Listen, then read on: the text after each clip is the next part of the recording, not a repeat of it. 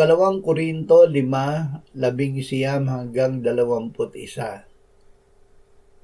Kay Kristo ay pinagkasundo ng Diyos ang sanlibutan at ang kanyang sarili, na hindi ibinibilang sa kanila ang kanilang mga kasalanan, at ipinagkatiwala sa amin ang salita ng pakikipagkasundo. Kaya't kami ay mga sugo para kay Kristo, yamang ang Diyos ay nananawagan sa pamamagitan namin. Kami nananawagan sa pangalan ni Kristo na kayo'y makipagkasundo sa Diyos.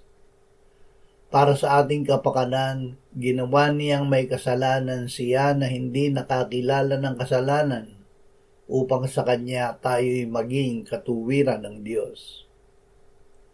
Inalis ang kasalanan. Ibinigay ng Diyos ang Kanyang anak upang alisin ang kasalanan. Diyos ang gumawa upang tayo ay lumaya, hindi lamang sa parusa at sa sumpa, sa pagkabalisa at takot, kundi sa kasalanan mismo. Si Kristo ay ginawa ng Diyos na kasalanan noong siya ay namatay sa krus para sa ating kapakanan.